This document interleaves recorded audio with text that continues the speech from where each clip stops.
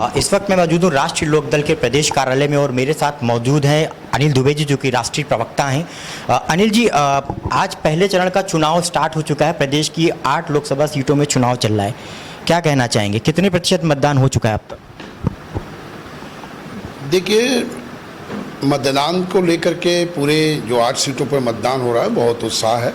NDA गठबंधन के पक्ष में लोग जो है उत्साह के साथ मतदान कर रहे हैं और मैं उम्मीद करता हूं कि 8 की 8 सीटें एनडीए गठबंधन जीतने जा रहा, क्योंकि एनडीए गठबंधन के पक्ष में लहर है। विपक्ष का कहीं कोई पुरसा हाल नहीं है। विपक्ष को पोलिंग स्टेशनों पर उनको ढूंढे कार्यकर्ता भी नहीं मिल रहे हैं। तो जहां भी माहौल है वो केवल हमारा ही है और विपक्ष अपनी उसमें लगा रहा, उलझन में ही पड़ा रहा कि किसको लड़ावें किसको ना लड़ावें। लास्ट तक वो इन क्षेत्रों में कोई मीटिंग भी नहीं कर पाई। इंडिया गठबंधन की कोई भी मीटिंग इस पहले चरण में नहीं हो पाई। समाजवादी पार्टी के नेता जरूर लास्ट में एक आध जगह गए हैं, कांग्रेस तो वो भी नहीं कर पाई।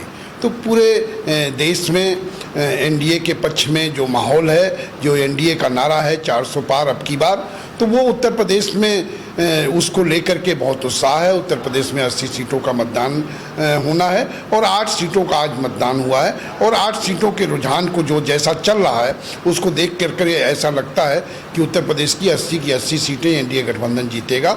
इंडिया गठबंधन का खाता भी उत्तर प्रदेश में नहीं खुलेगा। इंडिया गठबंधन लगातार कह रहा है कि कहीं ना कहीं ईवीएम को लेकर के अक्सर सवाल खड़ा कर देता है कि कहीं ना कहीं ईवीएम में हेराफेरी करी जाती है और अभी मतदाताओं को भी बोला कि मतदाताओं को भी प्रभावित करने का काम एनडीए कर रही है, गठबंधन कर रही है। ऐसा क्यों? ये तो आप पराजय की हताशा से ऐसा कर रहे हैं। अगर ईवीएम खराब है तो जब जिन राज्यों में आप जीतते हो तो फिर क्यों उस रिजल्ट को स्वीकार करते हो? आप कह दो कि ईवीएम खराब है, ये रिजल्ट ठीक नहीं है, तो मीठा मीठा गप कड़वा कड़वा थू तो नहीं चलेगा। आप एक तरफ जो है उस जो लोग जीतते हैं उसको कहते हो कि हमारा बहुमत आ गया, हमको लोग जनता ने यहाँ पे पसंद किया, और जब आप हारते हो तो कहते हो ईवीएम खराब है। तो इन चीज़ों का कोई मतलब नहीं है। ईवीएम वगैरह नहीं खराब है। ईवीएम तो अपनी जगह पे जैसी है वैसी ही चल रही है। लेकिन अगर आपको ईवीएम खराब है तो आप बहिष्कार कर दीजिए। आप कहिए कि हम ईवीएम से वोट नहीं लेंगे, आप जो है कहिए हम इससे लेंगे, आप चुनाव नहीं लड़ेंगे। तो आप चुनाव भी लड़ोगे, जब जीतोगे तो स्वागत भी करोगे और हारोगे तो खराब है। तो ये दोहरी बातें नहीं चलती।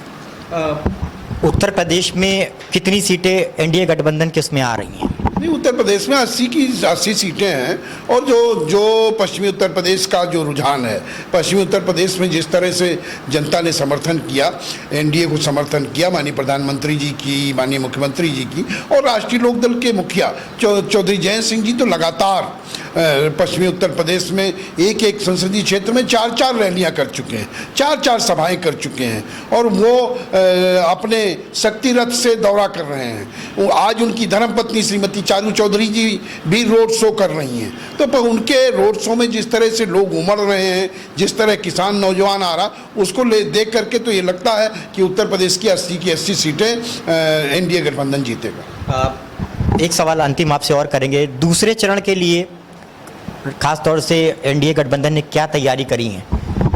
देखिए, उत्तर प्रदेश में चुनाव तो एनडीए गठबंधन लड़ रहा है। एनडीए गठबंधन एक लोकसभा क्षेत्र में 4 5 सभाएं कर चुका है, रैलियां कर चुका है।